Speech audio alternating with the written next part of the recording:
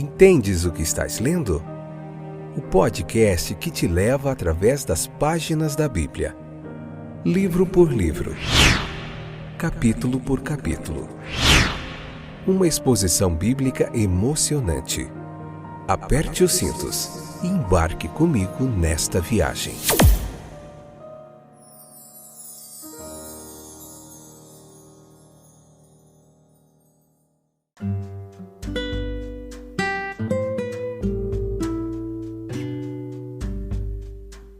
Olá, gente boa de Deus, eu sou o Fábio e esse é mais um episódio do podcast Entendes o que estás lendo. Joia demais poder estar aqui novamente. Hoje nós vamos meditar em Deuteronômio capítulo 9, parte 2, episódio de número 714, nona temporada. Que bênção, que privilégio, que rica oportunidade poder tirar um tempinho para a gente se debruçar sobre o texto bíblico.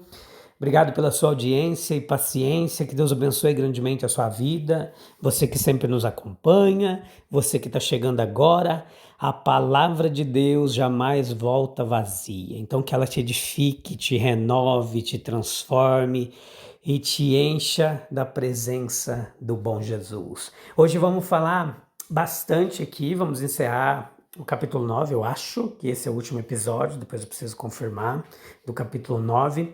A memória humana, ela se torna um repositório, um depósito de muita culpa e a gente vai, baseado no texto, fazendo aqui uma pregação expositiva, um estudo textual, respeitando todo o texto e o contexto, para você entender melhor.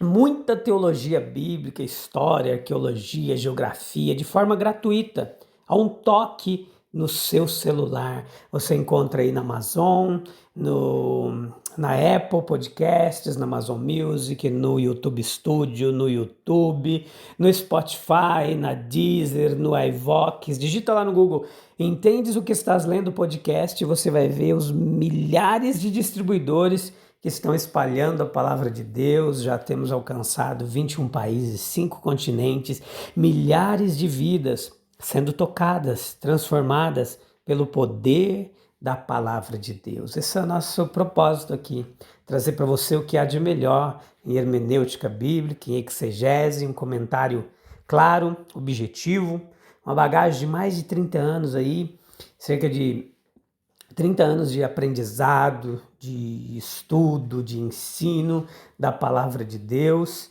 E é isso, a gente também estuda bastante, muitos comentaristas aí bíblicos, para a gente trazer um trabalho muito joia para você, com muito carinho, dedicação e trabalho árduo. Veja, meus queridos, que a memória do homem é como um livro de Deus, digamos assim. Embora as entradas possam ser temporariamente obscurecidas, ainda assim a luz da eternidade as tornará todas legíveis. A tendência atual do pecado é enfraquecer a memória. Seu efeito é obliterar toda a recordação. A nossa mais profunda gratidão, ela é devida ao homem que nos lembra de nossas quedas. Os principais atributos do caráter de Deus haviam sido claramente revelados ao povo de Israel, especialmente o seu poder, a sua justiça e bondade. Eles não podiam usar uma máscara de ignorância fingida diante de Deus. Não, ele tinha sido para eles um Deus muito generoso. Para a sua libertação, o poder do sinal tinha sido exibido. O curso da natureza tinha sido aparentemente interrompido. E para libertá-los, os inimigos tinham sido destruídos e a majestade de Deus, a majestosa mão de Deus, tinha suprido sua refeição diária com o maná enviado dos céus. Eles tinham sido como crianças petulantes e descontentes, e ele tinha sido para eles um pai piedoso. Em meio ao suprimento das necessidades diárias, eles tinham sido vilmente ingratos. Eles o tinham ferido nas partes mais ternas de sua natureza, insultado sua majestade, desprezado suas leis e o coberto de desprezo. No entanto, ele os poupou. Ele impôs a si mesmo fortes restrições para que a sua ira justa não irrompesse. As características mais nobres do amor humano são apenas reflexos fracos de sua compaixão paciente. Ele era um Deus em aliança com eles, o Deus deles. Lembre-se, meu querido, do pecado à luz da justiça. Nós percebemos as coisas melhor quando elas são colocadas em um contraste absoluto. Havia o pecado da desatenção. Deus se dignou a falar, mas eles não quiseram ouvir. O ouvido foi moldado para esse fim especial, para que pudessem ouvir a voz de Deus. Houve o pecado da ingratidão. Não podemos conceber pecado mais vil do que este. É um crime duplo, uma violação do coração e da consciência. Havia o pecado da descrença. O Deus da verdade havia prometido, mas eles trataram a sua palavra como uma mentira. Eles tinham desfrutado da demonstração ocular de sua fidelidade, mas confiaram em seus próprios medos e fantasias em vez de em seu Deus. Havia o pecado da rebelião aberta. Eles professavam considerar Deus como seu líder e rei. No entanto, assim que o serviço se tornou incômodo para a carne e o sangue, eles se ressentiam de sua autoridade. Uma e outra vez, eles escolheram líderes humanos em oposição ao Rei Supremo. Havia o pecado da obstinação. O pecado característico deles era a dura cerviz. Nossas vontades são nossas, eles disseram então. Quem é Senhor sobre nós? Lembrar-se do pecado à luz do privilégio especial. O pecado deles era contra a luz. Enquanto outros tinham apenas a luz que vem através da natureza, eles possuíam a luz da revelação especial. Eles tinham apreciado a luz em várias medidas. Eles tinham preferido a escuridão. Foi um pecado contra a luz interior da consciência. Um pecado contra convicções pessoais de dever. Eles brincaram com a voz da consciência e a subornaram para ficar em silêncio. Eles encorajaram o apetite, a paixão a falar e suas vozes clamorosas prevaleceram. O pecado deles era contra o aviso fiel. As penalidades tinham sido proeminentemente colocadas diante deles. As dicas da natureza, os presságios sombrios da consciência tinham sido ambos suplementados pelos claros anúncios do aviso divino. Pelo fascinante fruto do prazer presente, eles arriscaram a expulsão do jardim, a perda da grande herança. Foi pecado contra os compromissos da aliança. Eles fizeram um tratado aberto com Deus para servi-lo. Quando a voz do céu falou no Sinai, eles temeram e disseram: tudo o que o Senhor nosso Deus nos falar, faremos. Cada passo em sua libertação foi dado no entendimento de que eles seriam servos leais do Rei Celestial.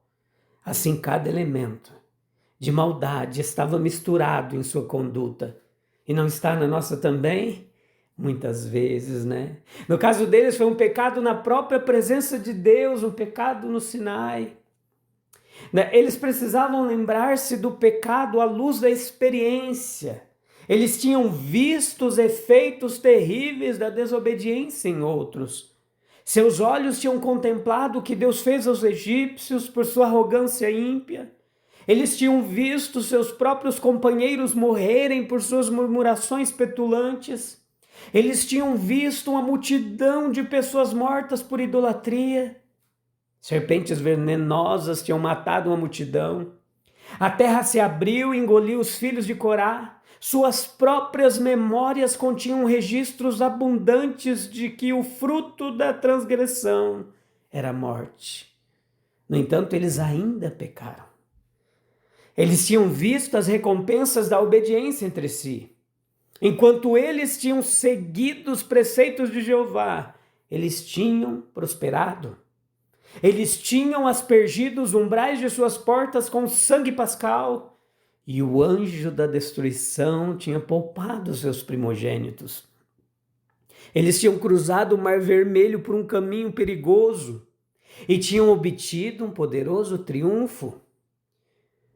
Eles tinham seguido Moisés no deserto e tinham sido alimentados diariamente por uma mão milagrosa. Era óbvio que a obediência assegurava bênçãos. Eles tinham visto Moisés exaltado em virtude de sua fé inabalável em Deus. Eles sentiram o flagelo da ira divina por suas próprias loucuras. Por 38 anos, eles peregrinaram no deserto além do que era necessário, porque não acreditaram na promessa de Deus. 1000 males os afligiram, cada um dos quais era um castigo pelo pecado. No entanto, eles brincaram, flertaram com a coisa amaldiçoada, como se fosse um brinquedo agradável. E somos melhores do que eles. É de se pensar, de refletir. Versículo 18 do capítulo 9 fala sobre o lugar da mediação humana. Em seguida, como havia feito antes, Deuteronômio 9,18, prostrei-me diante do Senhor. Durante 40 dias e 40 noites não comi nem bebi coisa alguma, por causa do grande pecado que vocês haviam cometido ao fazer o que era mal aos olhos do Senhor, provocando sua ira. Os melhores homens sempre desejaram interceder pelos maus. Moisés tinha no coração a honra de Deus, a manutenção de seu governo justo, enquanto ele também se identificava com o bem-estar dos hebreus.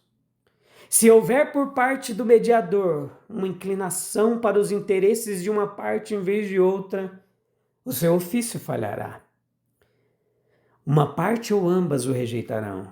A sua missão prossegue com base no fato de que há uma vantagem comum a ambas a ser obtida pela reconciliação. Há um ponto em que os interesses de Deus e os do homem se tocam e se misturam. A mediação é em si um fruto da misericórdia divina. A disposição no coração de Moisés para interceder foi uma disposição implantada por Deus. E toda a energia com a qual ele perseguiu essa missão foi energia sustentada no céu, do céu. Além disso, a disposição da parte de Deus de permitir qualquer ação em favor dos rebeldes foi um ato de pura misericórdia. A mediação, ela requer o mais completo autossacrifício. Por 40 dias e 40 noites, Moisés ficou prostrado diante do Senhor, e ali as necessidades pessoais, os interesses pessoais, a honra pessoal, tudo foi esquecido. Aqui estava a mais completa devoção de si mesmo a esta causa. Há um profundo mistério neste número, 40. Não é um ciclo natural, como o número 7 é sagrado para muitas religiões. Por 40 dias e noites, Moisés esperou diante de Deus pela revelação de sua vontade. Por 40 anos, os hebreus habitaram no deserto. Por 40 dias, ele permaneceu com os homens após sua ressurreição. Tudo que a natureza humana podia suportar, Moisés suportou, para obter perdão para Israel. Pois se o perdão for comprado muito barato, ele não é valorizado. A missão de Moisés como mediador teve uma parte para o homem, bem como para Deus. Todo o trabalho não foi feito de joelhos. Com ambas as mãos, ele quebrou, queimou a imagem esculpida, desonrou a divindade que eles haviam moldado, reduziu a pó. E isso exporia a impotência do ídolo, a vaidade do sistema de ídolos e a loucura insana de apresentar a tal imagem fundida honras divinas. E isso não era tudo. O pó fino que restava após a queima era lançado no riacho, de modo que eles eram compelidos a bebê-lo na exigência de sua sede. Paulo nos diz que a rocha da qual esse riacho fluía simbolizava Cristo. Portanto, nós vemos em uma figura como o riacho vivo dele, a fonte que carrega nosso pecado para o esquecimento. O arrependimento de nossa parte não é completo nem sincero, a menos que façamos qualquer reparação que esteja ao nosso alcance. Meus queridos, se a memória humana é um repositório de culpas, porque nos esquecemos tão facilmente das misericórdias divinas? Como podemos desprezar o amor paciente de Deus, mesmo depois de contemplar suas obras grandiosas e fiéis? Vamos orar? Vem comigo falar com Deus, busque um local tranquilo, calmo, feche a sua porta. Silencie os barulhos externos e internos aí dentro de você. E acalma o coraçãozinho na presença de Deus e pega o fardo suave dele para você carregar e deixa o fardo pesado da culpa, da dor, do pecado, da dificuldade, da doença, seja que fardo pesado for que você estiver carregando, lance aos pés de Jesus e pegue o fardo leve e suave dele e carregue. Ó Senhor Deus, que a luz ilumine nossas memórias e revele a verdade oculta em nossos corações. Ajuda-nos a lembrar não apenas de nossas quedas, mas de tua infinita graça e compaixão que nos resgata. Que o exemplo de Moisés nos inspire a viver em intercessão pelos outros e a rejeitar todo ídolo que tente roubar o lugar que é teu. Transforma nosso arrependimento em ação sincera e ensina-nos a valorizar o perdão que custou tão caro, para que possamos viver para a tua glória. Amém, amém. Louvado seja o bendito nome de Jesus. Deus abençoe grandemente a sua vida. Volta no próximo episódio, se você tem ouvido, tem gostado, compartilha, espalhe, ajude-nos a espalhar a palavra de Deus. Isso estará contribuindo para a expansão do reino de Jesus. É tudo que fazemos aqui, despretensiosamente, com o coração aberto e entregue na presença de Jesus. Um abraço. Até breve. Deus abençoe grandemente sua vida. Tchau, tchau.